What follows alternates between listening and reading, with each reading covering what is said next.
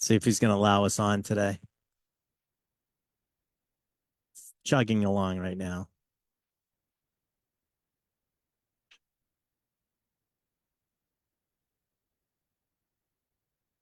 All right. Did it go live? Let me shut this down and see.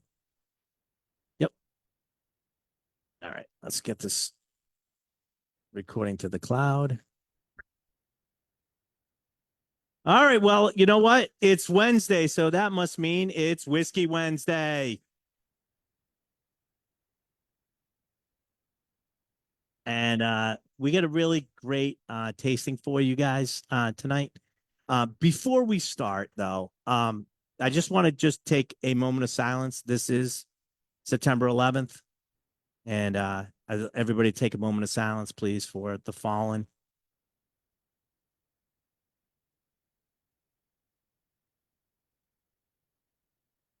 Thank you. I just wanted to acknowledge that. I'm sure everybody remembers where they were and what they were doing at the time, and we'll never forget.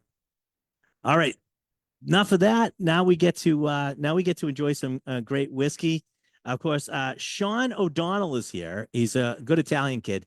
He's the brand sales manager for Taconic. Taconic is a Native American for shut up and drink your whiskey. Correct. Okay, I just wanted to make sure. So from Taconic, which is our friendly neighbors to the side, which is New York, right? And you guys are up in the Hudson Valley. We're in Stanfordville, which is maybe 10 miles over the Connecticut border. Okay. In the Hudson Valley. All right. There's a lot going on up there, between wineries, breweries, tons of distilleries, new businesses, a lot of farm country as well. And we're located on 115 acres up there. Paul and Carol Ann Coughlin started their business. Well, they bought the farm in 2008. Wait a minute, that means it's something different. All right. They bought a farm. Right. They did not buy the farm. Buying the farm is a completely different thing. That's great. But they did buy a farm. Yes. Okay. Which was an old beef farm, and it was out of business for quite a while. And then they went up and bought it in 2008 when, the recession was hitting. Yeah. And, Paul's a very smart man, works hard, ex-Wall Street guy who's big in the oil and gas business. And he had this property and, to hunt and fish and do all sorts of things out like that. And saw a need for maybe, not for another distillery, but a good distillery. He was part of a couple of other spirit businesses in New York State. And one was Black Dirt. And when Black Dirt was bought by Proximo, he took that money and said, all right, I'm going to build my own and do it my way.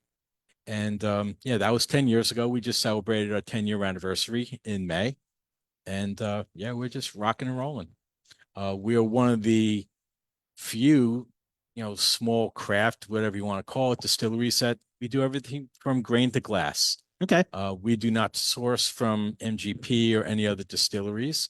And in fact, we kind of help out a lot of other small distilleries around the region so they can get started like we did. That's nice. Originally, we went to Black Dirt and we used their still. Mm-hmm. And that's how we started making bourbon and whiskey. And, 10 years ago. And now we're up to, 6-year-old bourbons, 6.5, 7-year-old ryes. And we're just building our inventories and, for the future. Yeah. I mean, that's that's what they say is if you want to make a little money in the whiskey business, start with a lot. Right. So. Yeah, and that's how you're supposed to do it. So if you ask Paul Coughlin, he would tell you I would have bought more Amazon stock. So, well, probably a lot less headaches, anyways, but not as much fun in the long haul. That's true. So let's start out. What whiskey are we starting? Now we have like 8 whiskeys to go through tonight. So this is not a tasting for the faint of heart or people who don't like whiskey. Right. So the first one we'll start with is the Dutchess Private Reserve, which is this one here. Okay. And that's in slot number 1 on your trays, everybody.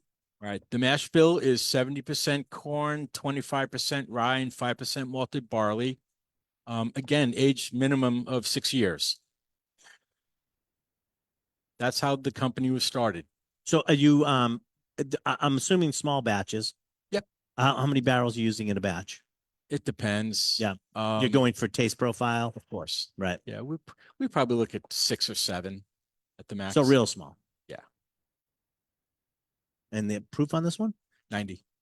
90 proof. Nice. Yep. Really nice whiskey. Good, easy drinking. Very approachable. And yeah. And I think you said, like, when I presented these to you maybe 8 months ago, you said, wow, these got a lot better. Yeah. I mean, you guys came when you first started out, you came in, we've been actually carrying Taconic really since they started. Yeah.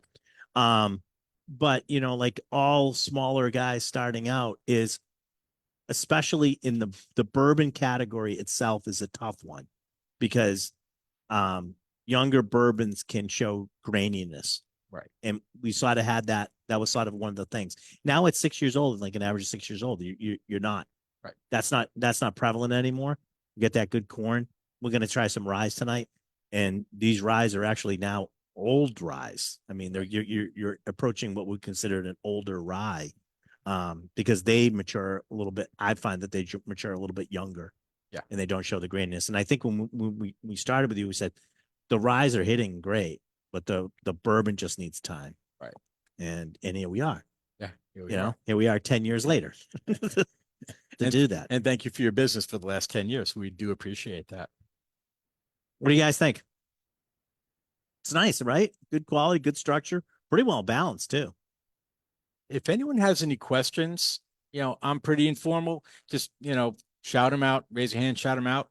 And just remember, when you guys ask the questions, I will repeat the question for people on Facebook. So I don't think I'm doing it because you didn't ask the question correctly, except for Frank. Frank never asked the question correctly. I will repeat the question for the people on Facebook Live. The Dutchess is Dutchess County. It is from Dutchess County. Yeah. Yeah. Okay. The naming of this. Well, but you could tell like the sports hunter, the hunter sort of thing, the whole label sort of screams outdoors. It does. Outdoorsman. Yeah, that the ownership has a passion for the outdoors. Yeah. Shooting, hunting, fishing. He's a big, travels all over the world, and he's a big game hunter. And yeah, but the one thing about the dog, and everyone always asks me about the dog. The American, I was getting there. The American Foxhound was used by bootleggers during Prohibition to act as their sentinel. So they were in the woods and in the hollows, making moonshine and whiskey. The dogs used to just run free, but if it came across someone that they didn't know, they would howl at them. And depending on how loud the howl was, told the bootlegger, okay, I either need to cover my stuff, hide my stuff, or just get out. Right. So that's kind of the early alarm system, the homage to the American Foxhound. Really nice. The more I'm having this, the nicer it is. That's really good. Yeah, thank you. All right, so the next one that we're going to try tonight. The next one is the double barrel maple bourbon, okay. And people always, I don't want anything sweet. Well, it's not sweet. It's finished in a maple syrup barrel. So after we're done aging our bourbon, we send those empty barrels to the Catskill Mountain Sugar Company, where they make maple syrup. We're also very big into the maple syrup business, and we sell barrel-aged maple syrup. So after they're done aging that syrup, they send the barrels back to us, and we put bourbon back in for about 6 more months and finish it. So it's not sticky, sappy, sweet. It's just got a nice little. It's the mouth feels. It's not cloying. I mean, it's prevalent on the nose. Yes. I mean, you smell that. You smell maple syrup, right? I get a couple people that are already starting to make pancakes out there, But I mean, it's there. I mean, you're not going to do it. But in all true form, though, when the alcohol and everything else is cutting down that sweetness anyway, so it's not cloying. It's a flavorful. So, and you're getting the maple syrup, but I wouldn't consider this sweet. I think you're correct. Right. That's also 90 proof. That's nice. You can taste the maple. It's not this would not be a flavored whiskey. No. I don't think anybody would accuse you of being like, oh, that's a maple flavor. And we have those, and you can find those, but this is certainly not that. Right. It gives you a nice, good feeling of the maple syrup. You can smell it, you can taste it, but it's not overwhelming. Correct. Nice. I like that. It's the same mash bill, Same. same mash bill as the Dutchess. All right. So it's still into like 70% corn. Yes, sir. Yeah, can you tell us about the maple syrup where you get it from and Yeah. who makes it? So the Catskill Mountain Sugar Company's in the Catskill region, which is just on the other side of the Hudson River. So it's maybe 45 minutes from us. But all of our grains, everything except for our barrels, come from New York State. And our barrels come from the Independent Stave Company, and we use this Distiller Select #3 char. All right, it's number 3 char on that. Okay. Now the Distiller Selects, those are air dried staves, correct? They're not kiln. I believe they are dried. Yeah. I'm pretty sure they are. The Distiller's Select, I believe, is. So what we're talking about is when you make a barrel, you have to let the wood sort of cure. So there's a couple ways of doing that. You can let the you want some of the things to run off. You want some of the tannins to run out of the wood. You also want some of the moisture to be taken out. And there's a couple different ways to do that. One is you can kiln dry them, which is basically a slow heating up process. We'll do that, or you can air dry them. Basically, usually means letting them stay out into the elements for a season, or right, depending on how you want to get crazy. Some people do 2, whatever. But it's done in a more natural way, which tends to leach off a lot of the harsher tannins of the wood. Yep. I that's my personal opinion, anyways. I agree with you. Yes, Lisa. Yes, it is the same mash bill as the Dutchess, the first one. So we only have 2 mash bills for our bourbon. We have our regular mash bill for the Dutchess Private Reserve that we use for just about everything. Then we have a wheated, which we're not showing today. So we basically replace that rye component with wheat. So it's, again, really nice product as well. A little bit younger. Yeah. Nice. I like it. I like the maple syrup. It's good, right? You guys like it? Maple is stronger on the nose than it is actually in the flavor profile, but it is there. Yeah, it's no doubt no doubt about it. Or how would you say that? There you go. No doubt about it. All right, number 3. #3 is our Founders Rye. That again is it's a 7-year-old rye. It's 95 rye and 5 malted barley. Yes.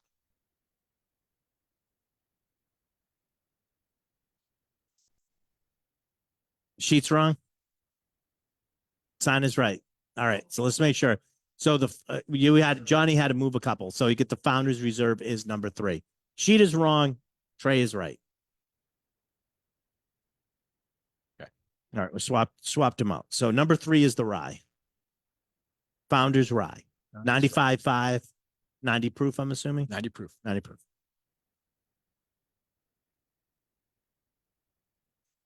See, yeah. I mean, when you taste this, you go, "Oh, rye." I don't think anybody's going, "Oh no, that's single malt." No, that's rye. Right. And it's a good rye, and at 7 years old, it's showing really well.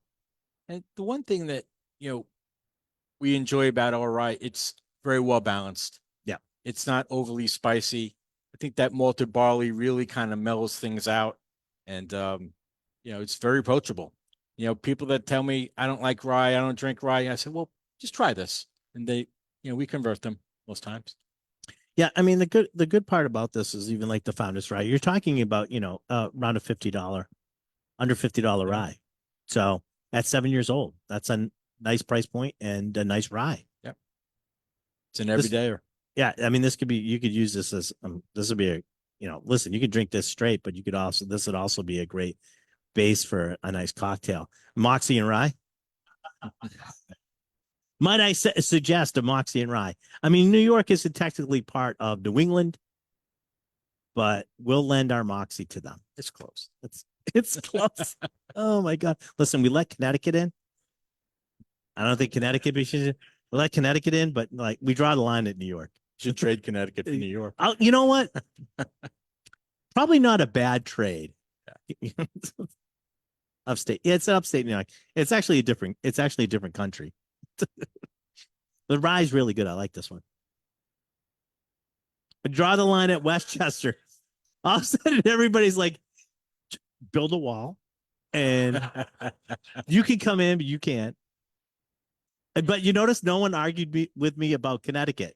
Oh my God, we should like Connecticut stays, right? No, no one. And I live there. Yeah, well, so sorry for you. Tell me about it. What are you talking about, Little Rhodey? Yeah. No, Rhode Island stays. It's like a favorite little brother. All right. So number 3, that's the rye. Actually, first rye. This is what I was talking about though. This is a mature rye. At $50, this is a really nice rye that you're getting at a 7-year-old, I think. No, so 95.5. 95% rye, 5% malted barley for those who missed it. All right, nice. All right, so 4 now we're gonna do the New York single malt. Right. Now So, you've been doing single malt for a while. couple of years. Yeah, this isn't like Not jump on too the band long. one, but Well, we kind of did. yeah. You know, when they came out with that classification Right. of American single malt. And that's the dust still hasn't settled quite on that yet. Right. So we decided to jump into it. And our distiller at the time, we laid down 14 barrels of it and wanted to just see what would happen. And it was a little bit different than, just making bourbon and rye all the time. So Yep. he wanted to, test the waters. And I think it came out great. So what are you doing in this? Is it just malted barley? So it's malted barley, red wheat, chocolate malt. Little chocolate malt, little. Yeah. Okay. Like you can smell like the chocolate or patent malt on the nose, definitely. And this is aged around 3 years. And so we have That's a pretty strong contender. You could really taste that chocolate at the end, right? It finishes real strong at the end. It's almost like a Hershey Kiss at the end. Yeah. Yeah, mocha coffee. So we basically have 4 areas where we age our whiskeys, all on the farm. So the first area is right on the side. How many acres is that farm? 115. Yes, we got us some room. Yeah, we have some room. So everything used to be aged in Paul's barn, okay, back in the day. Yeah. When he first started. Now, in 2016, we built the red building, which is on the flyer. And so that's basically Rick House number 1. That has 700 barrels in it. Okay. Then how high are we going? How many stacks? That goes pretty high. That goes 5. 5 high. And then we have pretty low in Rick House standards. Right. 5 high. Right. But then we have 22 shipping containers, which were purchased out of necessity because we ran out of room inside. Yep. And what we found is the aging in those shipping containers is amazing. So during the hot summer months, and even from the spring into the fall, you don't close them, do you? They get closed. Oh boy, They're one closed. lights a match by those when you open them up. Don't.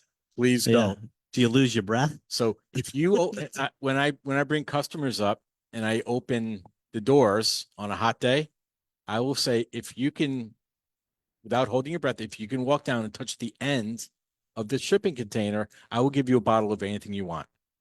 And by about, barrel number 4, that they're running out because you can't. The angel share and, we stuff lose that's more in there. customers that way. Yeah. Passed out, you got to drag them out. There's no oxygen. Yeah, it's all right. Put a rope on them so we can pull them because I'm not going in there. So that's a really great way That's for true farming right there. Let's mess with the visitors. Yeah. Like, let's open the gates up because, I'll tell you right now in Canada, where they have the big warehouses, they're stacked on top of each other. They use like a pallet system. Is they actually have to open up the doors and they can't just walk in. You have to let like some of the gases out Yeah. because you wouldn't make it halfway through. No. You'd pass out. Same thing here. Same thing here. Yeah, but they don't do that for fun. That's the difference. You're on a farm. There's nothing better to do than mess with people. Yeah, right. I'm in 100 and something acres out in the middle of nowhere. It's like, hey, yeah, try to make it to the end. Let's see if you can do it. Nope. Well, we lost another one. They come back to the gift shop. Wasn't there 6 of them? There was. I don't Now think we've lost anyone yet. Yeah. Maybe Not this the year. bodies yet, but Maybe this year. Hmm. So behind that we have a 15,000 square foot rick house, Okay. which has 2,500 barrels in it, Okay. and that goes 8-9 high. Okay. Now you're talking like a full rick Yeah. house now. And then we just completed in September, rick house number 4, which is like 30,000 square feet. Okay. And that'll have, well, we just started filling that. That'll have between 6 and 7,000 barrels in it. And then I think we'll be good for a little while. What do you how many days you distilling now? 5. 5. Okay. Yep. Not bad. Not bad. Not bad. What do you guys think of the single malt? Nice, right? I like it. A lot of people not using the chocolate malt. You're right. And it's good. Chocolate malt is malt that they dip in chocolate. And then they grind it. No, it's a roasting. It's a brewer's Roasting process, and there's different levels of darkness. Patent malt is another one that has that chocolatey sort of flavor to it. There's chocolate malt, which is quite as in depth of the roasting, yeah. I believe. Yeah, I always confuse it. It's one's more than the other, and I keep forgetting which one it is. And I think I'm right. The patent is more. Can anybody correct me on this? No. Okay, it's dipped in chocolate. There's no whoppers in the still. Junior mints, yeah, don't drop those in when we're operating. All right, so yeah, I literally like that. And that's not a typical, that's not a typical grain, right? That is going to be used. There's only a couple people that have really used either chocolate or patent. Which one has Glenmorangie Signet uses a patent malt in that, but great. And I got to tell you, I keep getting at the finish of this, I get that sort of chocolate mocha stuff. Does anybody get like a cherry right after that? Like a little bit, almost like a dark cherry after it too. So what's that? Yeah. No, it's just me. Okay, great. Well, it's my own private tasting. So see you later.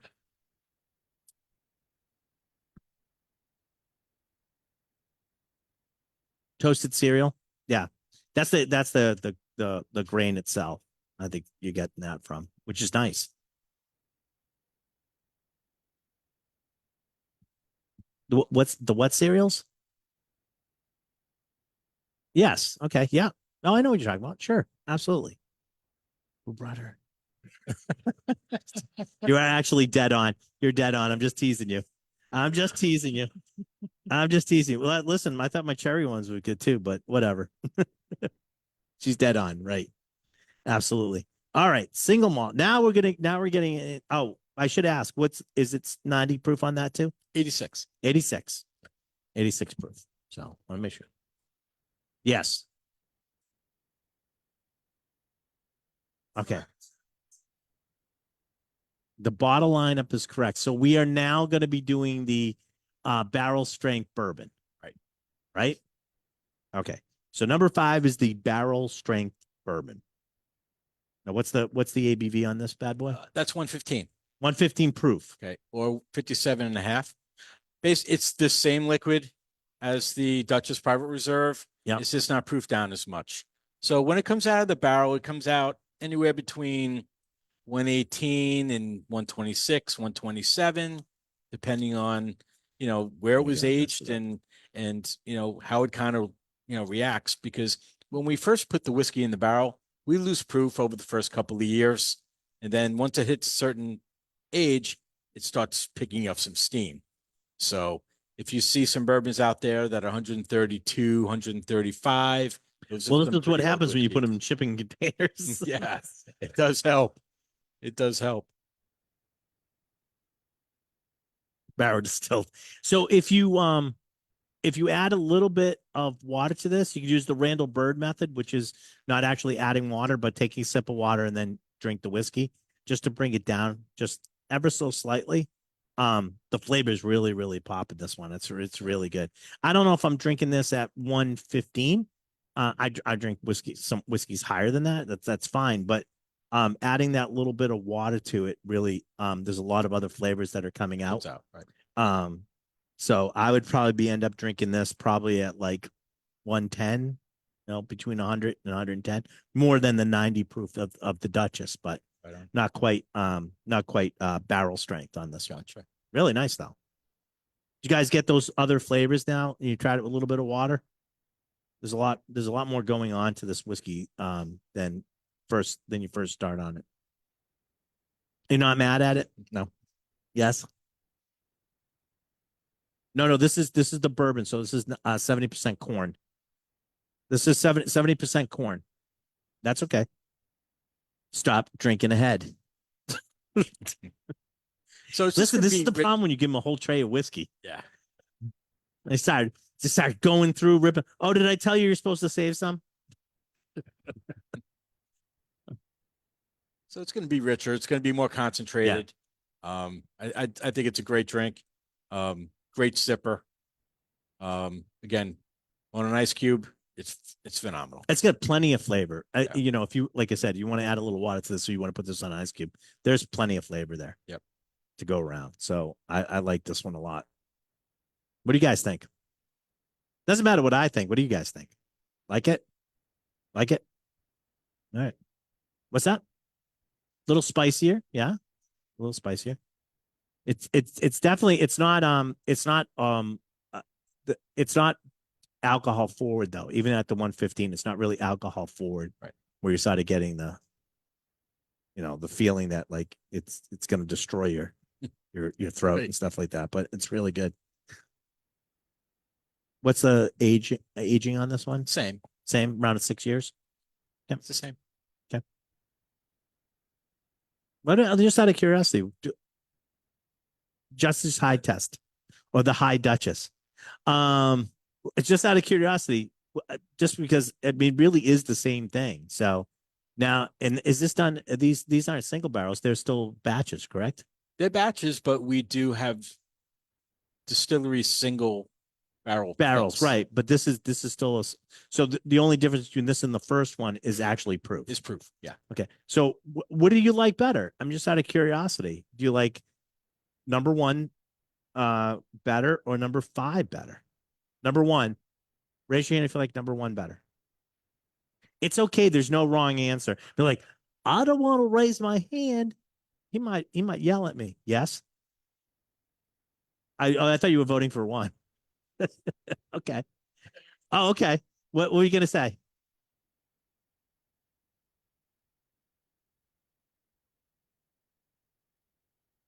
Number. She's tasting colors now. No, I know what you're talking about. I know. Listen, I'm giving you a hard time, but I know exactly what you mean. It tastes less. It tastes less green, right? Yeah, I get that. Just a little bit. All right. So who liked 1 better? Yeah. So like I said, it's okay. Who liked number 5 better? Oh, look at you. Look at you, proof hounds. I like it. I like my whiskey as high alcohol as I can get.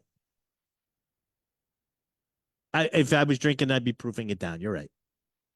That's right. And that's the thing about we always talk about there's 2 ways to talk about cask strength whiskey.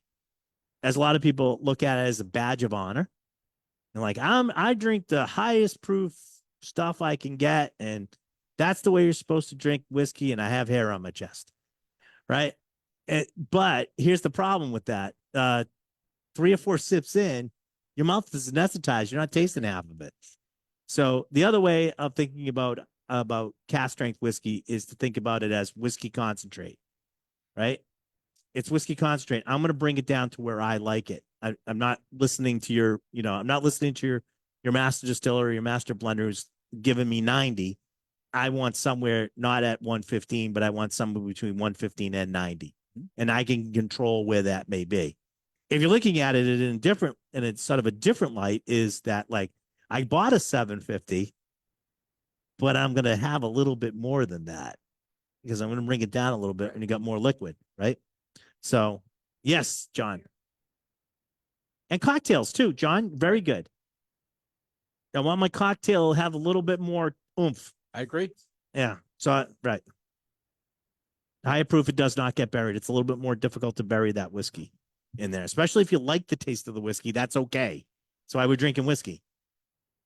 Stands up to ice better on a hot day.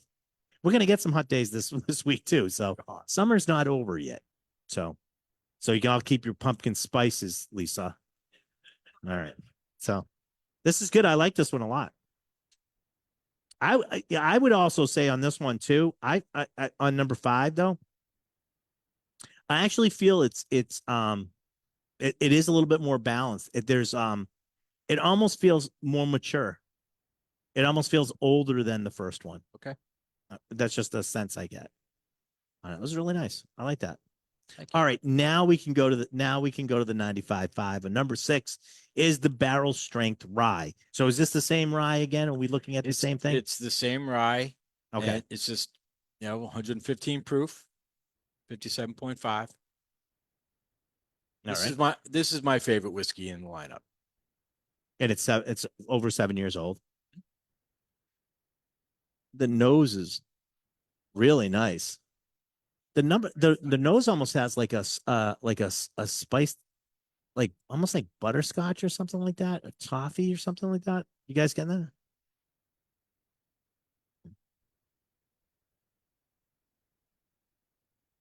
that? You are correct. The cast strength does have a sweeter note than the 90 proof. Nice. That's really good. That's a really good rye. But I've always been a fan of your ryes. Right. That's the get-go. I've been a fan of your ryes. This is really nice. I like this one a lot. There's some really good flavors going on in this. I would probably what's the proof on this one? 115. 115. Well, it does not drink like 115. And by the way, that may be the way I would drink this one. At 115. On an ice cube, like with an ice cube. That's got a lot of flavor going on in that. What do you guys think of that one? Do you like the rye? That rye is really good. Yeah. That's awesome. I really like that one a lot. All right, we have now for those of you who are looking at the well, I have my sheet from Geo, and the next one's supposed to be bourbon cream, and I think we can all tell which one's the bourbon cream. So I don't think I have to go too far into explaining which one's the bourbon cream. So, but the next one is not available yet. So you guys are actually some of the first people to try this. This batch of this, and this is the Mizunara finished bourbon. Who let Frank in? who let Frank in on this tasting? He's cheering in the background. Here, I'll get him. This is a peated Mizunara. No, it's not, Frank. It's not peated. That'll nice try. What's that? Yeah, he might be. He was reenacting when Harry met Sally back there. I hope not. It sounded like it. So Mizunara finished bourbon, and this is you guys. This isn't even out yet. So this latest batch of it, I should say. Right. So this is our third go around with Mizunara. Do you know how hard it is to get Mizunara wood? That's how it is. How hard it is to make Mizunara barrels. Oh, it's never brutal. mind getting them. So we got wood from this barrel broker a couple of years ago, and we basically disassembled the barrel. We toasted it, and then we took the staves, kind of, put them in the barrel shape, and then we wrapped it with stainless steel, and we put oak, heads on. Yeah. And then, we filled it up with bourbon, and we just leave it outside. And then at night we bring it in, And then, we just let the sun beat on the stainless steel barrel for about 9 months. So after the second go around, we took it all apart. We completely stripped the wood down, retoasted it, and here we go. I think it came out great. It's shaved recharred barrel. Yeah. It's got there's almost on the nose, like, is somebody getting like a slight type? I don't know what type of mint it is, but it is a slight mint on the nose. I don't know which mint it is. It's not spearmint, other than that, but it's like somewhere between like a mint and a eucalyptus, somewhere in there. Were you getting that on the last round? I'm getting it on this. And this is 107 proof. All right, this is not an insult, and this is not because I just placed it. It's not. It's not. It's in a good way. Okay. Toothpaste, like a mint toothpaste, but like really light, light, light, light. It's not like, oh my god, it's toothpaste. Nothing like that. It's not like I'm gonna have orange juice and after you brush your teeth type thing. No, none of that stuff. There you go. Does anybody get a little tropical fruit on this? I get tropical fruit on the thing, and then at the end of this, I even get a little bit of salinic, like saline, almost a little saltiness at the end. At the end of that, really good, really good. I like it. I like it. And I get like a, you're talking about like almost like a mango or something like that. Yeah. Like that tropical Banana. like yeah. Pineapple, passion fruit. Yeah. All those are in there. What was the proof on this one? 107. 107. Really nice. I like that a lot. I mean, that's something you're not, I think you're going to start seeing more. We're starting to see more Mizunara finished whiskeys. But this is definitely a different flavor profile than most of the other ones I've had. And that's probably because of your retoasting. Yeah. Your regiment that you're using now on this. Yep. So how many more we're probably done. You're done with this one? Yeah. Like it'll you can't keep doing it. Right. Because it's now you're gonna start getting really different flavors going on if you keep doing it. Yeah, and we can't find the guy who sold us the original wood. We don't know if something bad happened to him. I don't know. Well, if you open up one of the containers, you might find him. He might have tried. Yeah, he might have tried. He said, "I'm going to touch the other end." God damn it! No, but we're looking for some more, and it's nice. Again, it came out really good. When it starts becoming what we don't want it to be, we're just not going to sell it, right? Because it's just not what we do. Really nice. Now we get like a little bit of a treat for you guys tonight. We got the last one. Last one in the lineup tonight is the bourbon cream.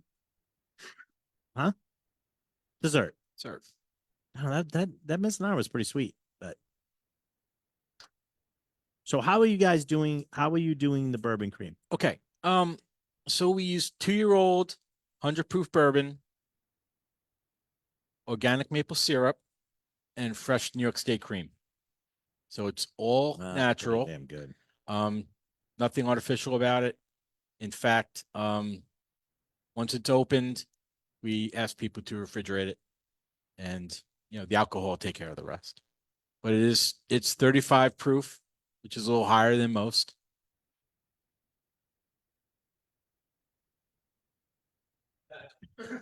Ice cream turn, exactly.